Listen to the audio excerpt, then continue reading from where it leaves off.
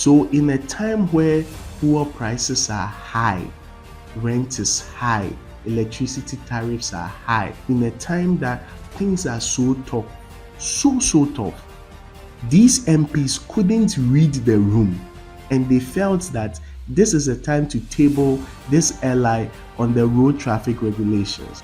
They have come that we want to beat traffic. We want to fly and sail through traffic. Yɛka nokorɛ, obiara ne ne haw ampa.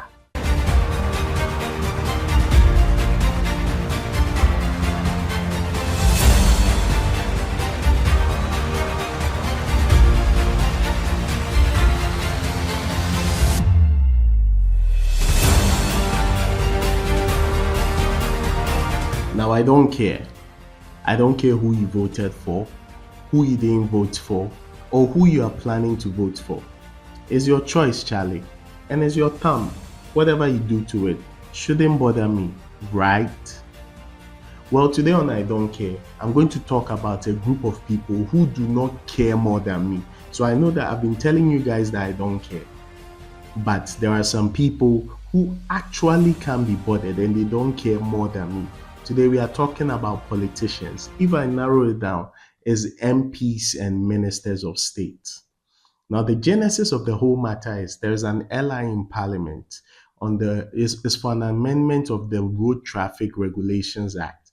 So an ally is simply a legislative instrument that's on the floor of Parliament. Now, what is it saying? If it is passed, right, MPs and ministers of states will be able to enjoy privileges otherwise reserved for special vehicles and emergency situations. Make it even simpler. They can put sirens on their cars. So you know that normally it's ambulances that have sirens, it's the president's convoy that has a siren so that people make way. Or in a special case, or there are special police cars and other special ambulance, what do you call this one? Fire service, yes. They all have sirens because of the kind of job they do and how important it is. Now, this LI that they are deliberating on, if passed, MPs will also have the right to have sirens on their cars. So everywhere they are going, their vehicles, if there is traffic, they can just put on their siren and quickly move, or in whatever situation they might need the siren to work or other things to work, they will be able to do it if this is passed. Yes. So as usual on I Don't Care, I brought my big book. So basically, I want to do a background first on what I think about the whole situation of MPs having sirens. What I honestly think about it. Before we do that, let's do a background. Now, there was a time globally, this is not just Ghana, globally, there was a time where politics was for the upper class. So those who were in the upper bracket or the upper class bracket, they encouraged their kids, or they themselves were in politics, yes. And then they encouraged their kids to take up after them. So you would have people in the upper class being in politics. However, down the line, people were encouraged, those in the middle class especially, and then those in the lower class, they were encouraged, or they were encouraged to aspire or take up positions in government or in politics, because people felt that no, these upper class people, they have their own beliefs and their systems, and they have their own groups and all that. So it was imperative that people from other classes, right, will also match up, because if people from our class go there and then they represent us, then they will speak for us because they understand our plight. They understand what exactly we are going through. So then these people were encouraged to go there. So people from the middle class and the lower class were pushed to go into parliament. And it's something that, so now it's very easy for people from there, including the upper class, to go to parliament because it's for everybody. Now, like I said, the thinking was that when they go, they represent majority of the population, which are lower level and the middle class. They represent majority of us. But then when they got there, things began to change. And that is the background of my story. I'm going to tell you why things began to change. So you have someone who is from a low income family or low income household or low class household to someone who is in the middle class, right? He gets into parliament and then there are certain privileges he starts enjoying.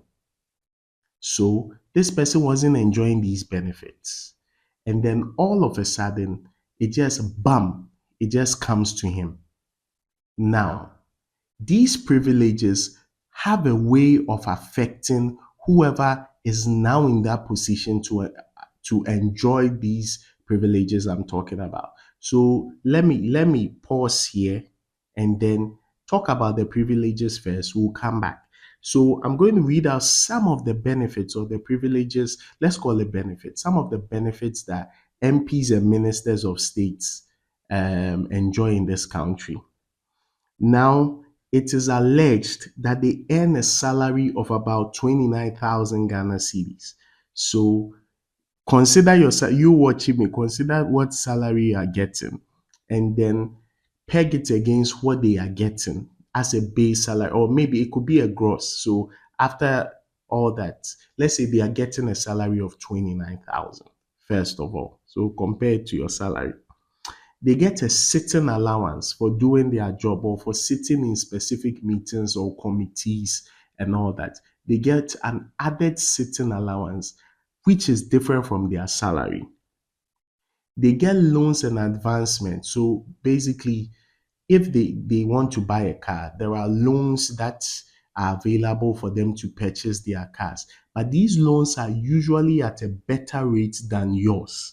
So what you are going for, it's possible that the parliamentarian will have a better interest rate on his loan than what you will get. Okay, they get per diems. Per diems are basically they come amounts they are allowed to or they have access to because they traveled for official meetings and official work done. So they get per diems. They get housing and accommodation allowance. So whilst you are paying rent, he is now getting, after he entered there, he's now getting housing and accommodation allowance. They get health benefits. Health benefits. Sometimes it covers their whole family or members of their family. They get security. They get office and staff. So they are entitled to offices and they have staff under them, all paid for by the government. They get training and capacity building to enhance their skills. So he's an MP, he's on a committee, he might need more insight and all that. So they get training and capacity building so that they can become better people to serve us. They get protocol services where they go. You know, when you see an MP, even me, if an MP comes here, I'll pay them respect because the person is an honorable, right? Then they get fuel coupons, yes, which is a major part of it.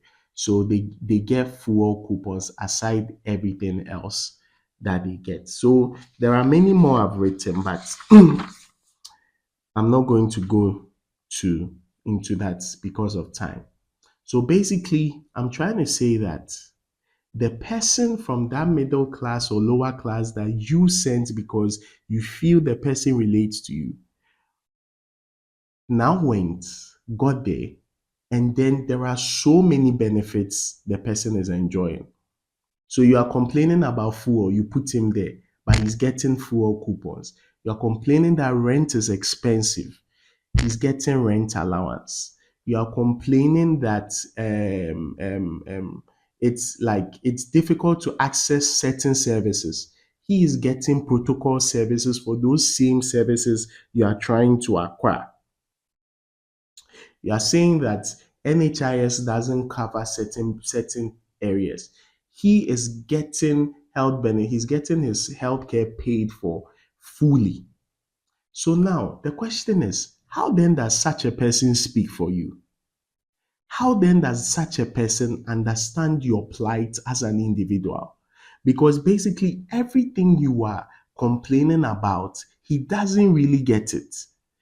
Even when people's pensions are being, there are haircuts on people's pensions where people's pensions are being halved or even less than halved, right?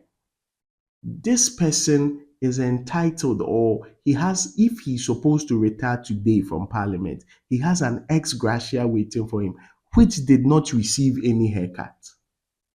So, in essence, you have people you send there to speak concerning your predicament, but all of a sudden they are part of the upper class because they do not feel what you are feeling. They do not see things from the perspective with which you are seeing things. How then does the person speak for you? So now, in all those benefits they are enjoying, right? They've now come that they want the benefits they're enjoying that they've forgotten about us. They've come that they even want to take it a step further.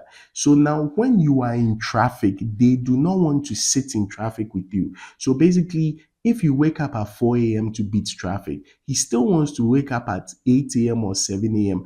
and still get to work earlier than you.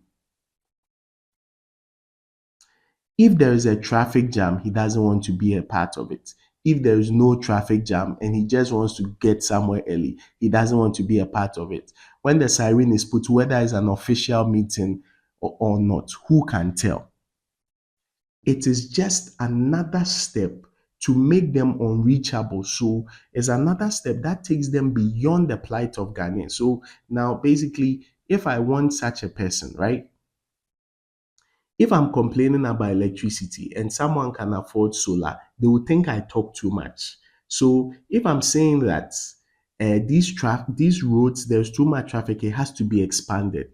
The person who is supposed to go and say that let's expand these roads is now like he doesn't have that issue because no matter how choked or how one lane it is, he can just drive by and go. You make way for him once you hear the siren. So, in a time where fuel prices are high, rent is high, electricity tariffs are high, water high, like in a time that things are so tough, so tough, these MPs couldn't read the room and they felt that this is a time to table this ally on the road traffic regulations, the amendment of the road traffic regulations. They couldn't just read the room, they couldn't just understand that this is not the time for this. I don't know if there will ever be a time for this, but this is certainly not the time because times are tough. If you are doing business, the dollar rate is probably killing you. If you are importing, the import duties are probably breaking your neck. They have come that we want to beat traffic. We want to fly and sail through traffic. Yɛka nokorɛ, obiara ne ne haw ampa.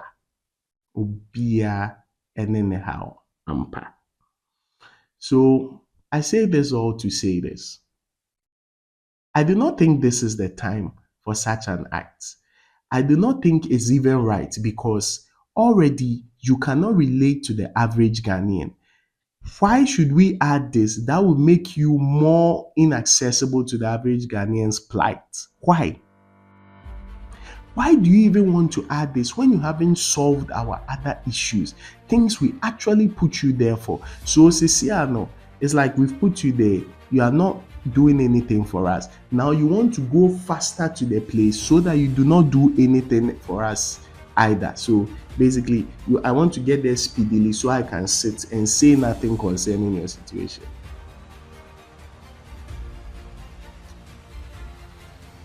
But then, as always, I do not care.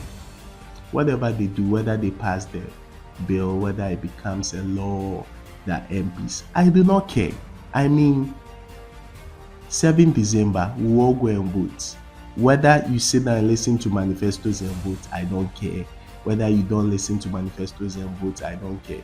Whether you check, whether in the 4 years your MP did what you expected him to do, so you are voting him to continue or voting him out. It's up to you. Me, I can't be bothered because, as usual, I don't care. Catch you same time next week. Bye.